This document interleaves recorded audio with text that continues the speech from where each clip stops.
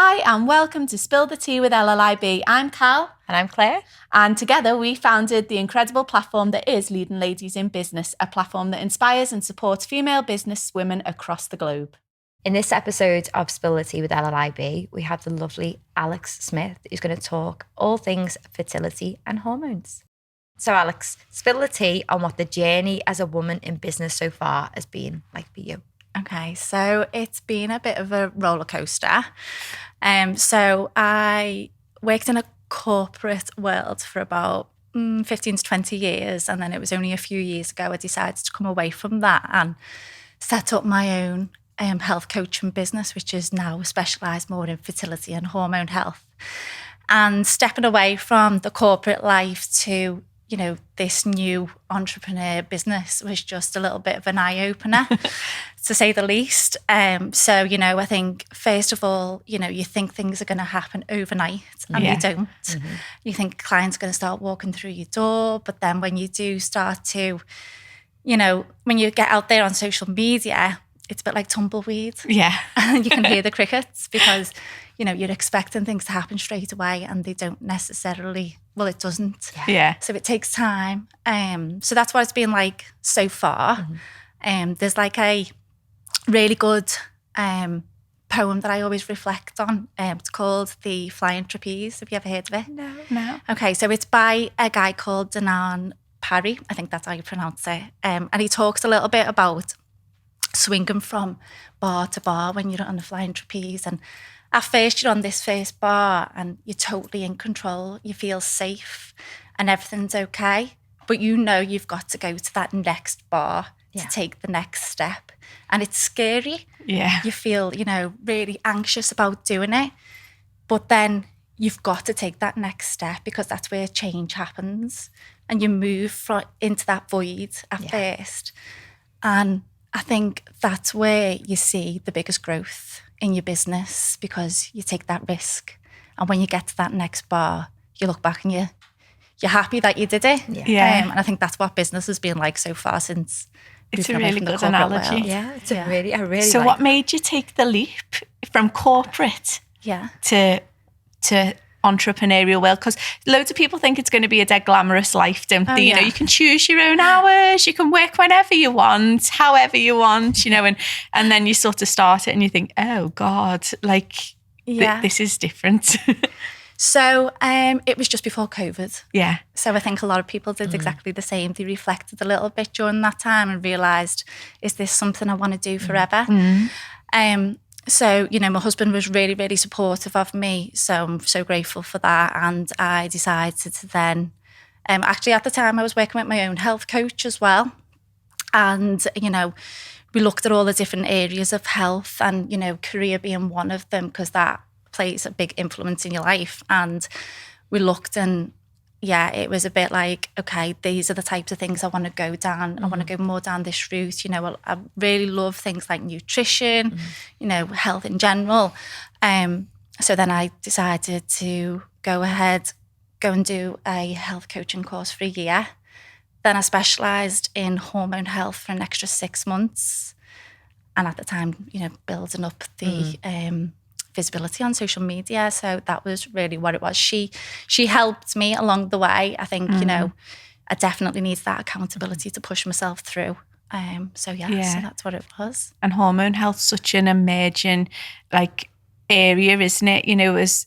As women, it's something that we're really kept in the dark about for most of our life, isn't it? And it's only sort of now coming up to, well, I am coming up to 40, that you start looking into things a little bit more, and you think, God, if someone had just told us that, at the beginning, I'd have been a bit kinder to myself, maybe, or I'd have realised why I felt like that, continually every single month, or why sometimes we want to jack it all in, don't we? Like 100%. We're done, and I go, stop a second. I think it's just the phase of the month that we're in, but it's not taught, is it? It's not information that's widely available. No, and it's so fascinating when you do get to know that you are affected by the different phases of your cycle because, especially when you work in corporate, you plow through every week of every month, every week of your cycle, and you are trying to be in that masculine energy all the time, and trying to compete against men. And when we don't work like that. No. The week before our actual period, we are somebody who tends to like to be, a little bit more isolated. You tend to be, I say isolated, but you tend to be more inward. Yeah. So, and you can be a little bit, more towards doing more administrative tasks, that type of thing. And you can have a lot of self-doubt about yourself. And it's reminding yourself that this is the phase of your cycle that you're in. Yeah. When I'm putting myself out there on social media, at that point in my cycle, I have to remember, that to not really self-sabotage. Yeah. Yeah. And think that, you're not doing as well because of where you are in that time of the month. But then when you're in your, the early phase of your cycle, you're out there, you're confident, you're showing up, and, everything's a breeze. Yeah. It's unreal, isn't it? And it's just, I've started listening to a couple of little podcasts. There's one called 28 Days-ish. Okay. That's really good. And it talks a lot about athletes as well and how they hit their personal bests, like at different times of the month. And it's working with your cycle rather than against it. And I think as women, we're so... it's wrong to be hormonal, isn't it? When actually we're hormonal creatures, but that's again a label that's put on us by society as being irrational and angry and you're hormonal. Like it's a bad thing when actually we're driven by hormones and we can't help it. Yeah. And we I can't, absolutely agree. Yeah, we can't deny them. It's we are hormonal. Yeah, but it's always a negative, isn't it? You know, and you don't want to be hormonal, even though you are hormonal. I feel exactly. I feel like, especially periods, I feel like they are negative. I feel like society has just cast that, oh, you can't do this and you can't do this and, you're going to feel like this, like the negative part, not the actual, well, actually the week before you're going to feel, X, Y, and Z, or the week after. Yeah. And I feel like actually this is how we make our babies. Like this is, this is magical. These are something that should be, and I know, going back era, a long time ago, women were seen as that goddess for fertility and, things like that. And nowadays it's like, oh God, she's on her period, stay away from it. And especially when people say, if you've got more than one girl in the family, say like it was only Alan with the three of us girls, it'd be like, oh, good luck there. Yeah. Good luck there. Like, why would you even say that? Like, this is like something like, my period didn't create my husband, but his mum's did, that's the cycle did. So that's, it should be seen as something positive. Yeah, there should definitely be more education about it, especially with younger girls growing up. I've got a daughter myself who's 10, and as she's coming up to that age, I'm thankful that I have got that knowledge to be able to support her in it. And but there could be so much more done out there for younger generation. Definitely. It's slowly creeping through, I think, through social media and all them other platforms. But so there's a bit more, I think, that needs. So what would that support? What would that support to your 10-year-old daughter? What does that sound like then? What is there any advice that you can give to other mothers or parents, carers out there who are going through similar? Like just one thing you could say to change or? Yeah, so I think during that period when they are teenagers, it's all new to them. Their hormones are fluctuating so much during that time. They've not really got into that proper cycle of, estrogen rising in one part of the cycle, progesterone at another. It is so up and down, and it's just letting them be mindful that this is something that they will go through. It's a phase, and that, it will pass, and then things will start to even out and start to get to be normal. And then I think, noticing, like, I think back to like when I used to do exams at school, and I think, if I had known back then what phase of my cycle I was at, it would have helped me because, maybe, I wouldn't have doubted myself that much, or maybe, because we can tend to, it affects the parts of your brain, certain types. Our memory and the your memory, fogginess. all that type of thing, your concentration span. And again, if you're studying and you're doing your exams, you know, it's going to impact that, isn't it? Yeah, and I think there's peak and optimum times to be doing different things, isn't there? And working with your body rather than against it, and keeping that masculine energy where we can do all that stuff all the time, you know, and power through almost, instead of working with our bodies. Yeah, definitely. I love that. Okay, so what do you feel like has been the hardest challenge for you since becoming self-employed? The hardest challenge for me is, one, overcoming the self-doubt. I don't think that ever goes away, but you do still have to remind yourself. You know, what I mentioned before in terms of things happening overnight, that doesn't necessarily happen overnight. And really just like putting yourself out there and visibility, and not worrying too much about what other people are going to think about you. Because I think, you know, a lot of women out there do have that, you know, oh, I can't put myself out there on social media, you know, what will people think of me, that type of thing. But at the end of the day, there's one thing I always say to myself is, well, if I'm not going to do it, no one else is going to do it for me. So I've just got to do it. If I want this to work and I've got a massive passion for it, then I've got to put myself out there. And I think that's been just reminding yourself of that type of thing. And in your line of work as a fertility coach, there'll be people that really, really need to hear that message as well, won't there? And, you know, people who haven't been able to get support from traditional lines maybe. So what does a fertility coach do? Like what's that? What does that entail? Okay. So I always say to clients is that I tend to be the bridge. So you'll walk out your doctors and you might have had a diagnosis of, let's say, PCOS, and you're trying to conceive, but you've come out and you're still none of the wiser of really what you've got to do to support yourself. You know, you might even be told straight away that you've got to go for IVF, which is not necessarily always the case.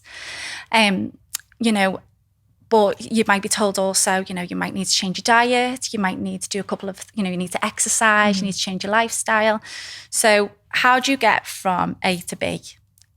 And you're like, okay, so I know I need to do all this, but what are the steps I need to take? So I think that's where a fertility coach comes into it, is they're there to support you through them steps to get you to where you need to be.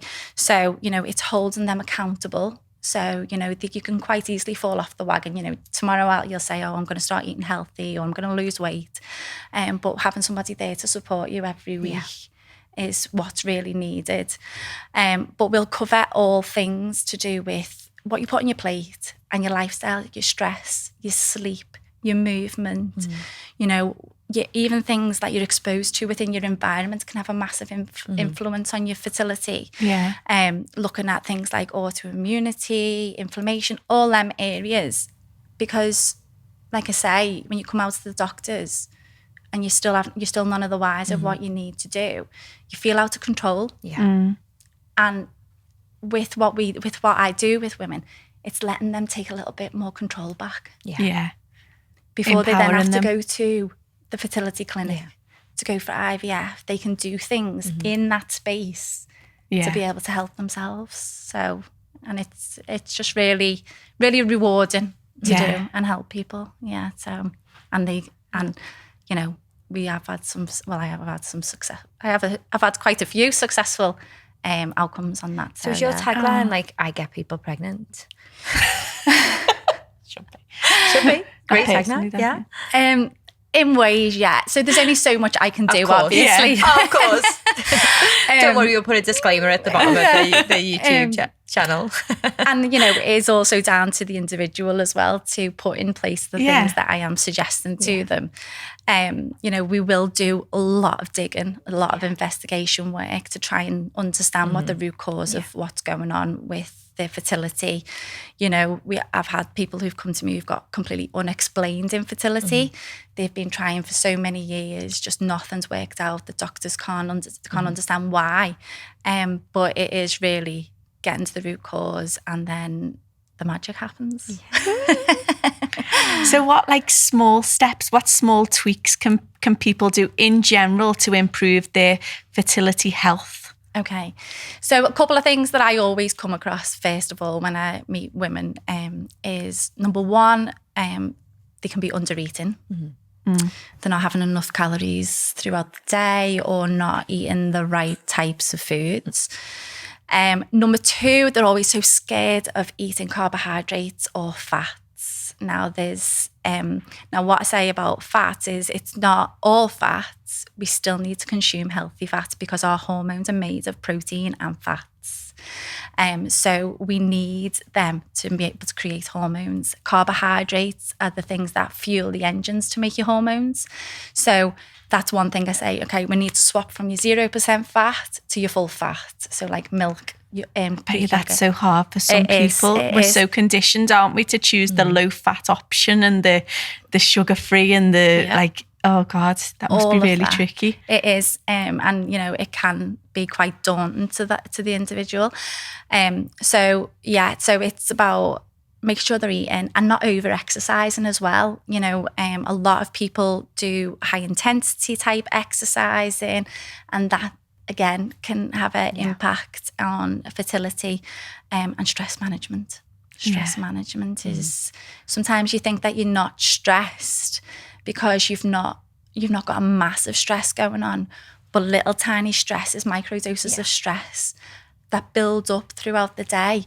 And your body's constantly running on cortisol. Your body just doesn't feel safe to hold a pregnancy. So it's making sure that if you have got a stressful lifestyle, you're putting things in place to mitigate it, whether that be mindfulness, meditation, just time out for yourself. They're the main things. Yeah. Cortisol's a right one, isn't it? It is. Just so much. A right one. It is a right one. I didn't want to say, anything sweary, but it is does us over for that cortisol. So who's made the biggest influence to you? Okay, so I don't think I can pick one particular person because I think I've had so many different influences from so many different people over the years. So my parents, my auntie, she's got an MBE, What was that in? My sister. So it was for the services to the community. So she works in social housing. Well, she did. She's retired now. But so that's what she did. My sister, she owns her own law firm. So there's so many different people. There's books. And, yesterday I was only listening to Rochelle Humes on Steve. She is incredible. On the Steve podcast. Yeah. And some of the things in that she, about business and running her own business was influential. But I suppose one thing that always sticks with me is when my dad was passing away a few years back, the day of him passing away, and it might sound a little bit morbid, but he said, something that's always stuck with me was change happens. It's inevitable. So, throughout your entire life, throughout business, you have to, go through so many change. And when we were clearing out his apartment, there was a little thing I found, which was what I've brought over with me, and I keep it with me all the time in my purse, and I always go back to it. So do you want to read it? Not at all. Okay, so it's about risk, and it says, to laugh is to risk appearing a fool, to weep is to risk appearing sentimental, to reach out for another is to risk involvement, and to feel is to risk exposing your true self. To offer your ideas, your hopes, your dreams is to risk ridicule, and to love is to risk rejection and heartache. To live is to risk dying, to hope is to risk despair, and to try is to risk failure. But the risk must be taken. For the greatest hazard in life is to opt for safety and risk nothing at all. The person who risks nothing does nothing, has nothing, and in the end is nothing. They may avoid suffering and sorrow for a while, but they can never learn to feel or to grow, to change or to love or to live. They are shackled by their own fears and are slaves who have lost their freedom. Only those who risk are truly free. Wow. So I've got that with me. Oh my goodness me. So that's like my your go-to. My go-to for inspiration and influence, I suppose, from my dad. Wow. Even just those words, like about change, we fear change. So much. Things are out of our control, and I get that 100%. So those words, they were just, they were incredible. Thank you so much for sharing that with us as well. That was really personal. That's amazing. And your dad, amazing. Absolutely amazing.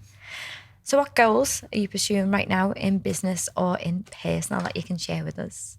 Okay, so goals is really to continue to grow my fertility business, help more and more women to conceive. At the moment, people can work with me on a one-to-one basis.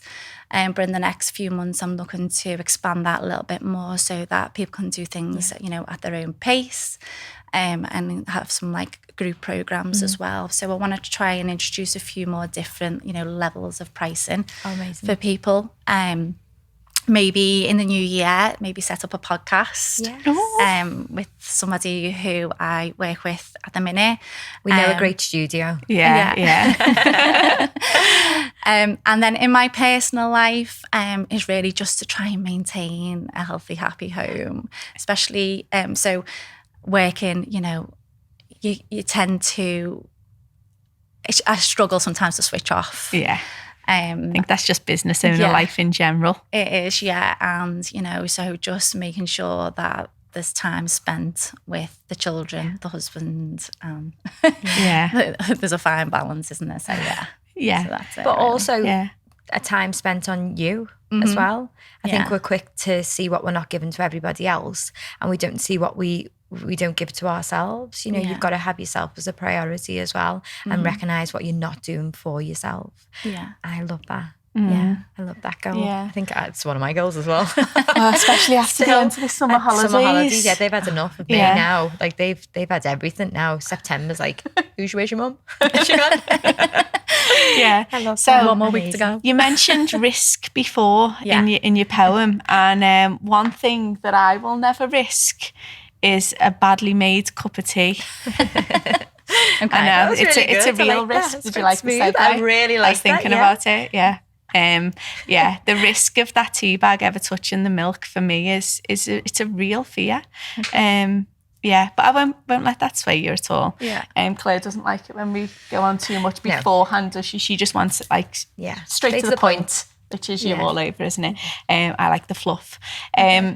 But yeah, so if you were going to make the perfect cup of tea, what would that look like for you? Is this just a normal cup of tea? Just a normal cup of tea, Okay, so cup of tea. So obviously cup out, but kettle boiled, put the tea bag in. Yeah. Sorry. Gonna pour the water. Yeah. And then stir it around, make sure it's the right colour, and then I'm gonna pop the milk in and then add anything extra into it. And is the tea bag still in, like, if you take... Oh, yeah. Yeah? Yeah, sorry. That's Is that not right? I thought I was going towards yours at first. No, that's me. Is it? Yeah, okay. Yeah, because it's the strength when when you've got the milk Listen to in. this. It's for you to be able to see the strength of the Yes, tea you whilst do. the milk's in. Yes, you do. Absolutely. But, like, have you ever read the packet on the back? Yes, you No. do. On the packet on the back. On the back of this is which how tea brand now? all tea brands. I challenge you to find one. There's the done gauntlet this. down. I challenge you to find one that says you put your milk in while the tea Okay. bag's still in there. Challenge It just doesn't accepted. exist. Challenge accepted. Nowhere out there. Okay. And we said before in the previous podcast that I am like the rule follower. Yeah, The like she is. stick to the rules Yeah. and do what we're told. well, maybe that's the it. instructions say make it that way, and so like nowhere Yeah. does it say that tea bag's in there floating around with your milk. Well, my stepson takes it that step further and puts the milk in first before the water. Oh, I know. With the tea bag. who did he learn from? I think it might have been his nana. I think Really? it was. I don't It's know. like there's just so many people out there all doing it so differently. Yeah. Not reading the instructions on the back of the tea That's bags it. before, That's it. for Who the actually generation reads they change. the tea Me, bag? since we started this podcast, and there were so many It's people so making funny. it the wrong It's way. so funny the amount of things that we are tagged in for leading ladies around how to make a cup of tea. People are randomly going about in the day and they'll see something, or they'll see something on TikTok, and they will tag us into it, like just to get us going again. Like as if this isn't enough, like outside of this podcast, which still continues. But I'm so glad that your team, Claire. So glad. Congratulations. Yeah, Never mind. amazing. But thank you so much. That was really, really, what a great show. Like an episode that was incredible. Great guest. Thank you so much. Yeah.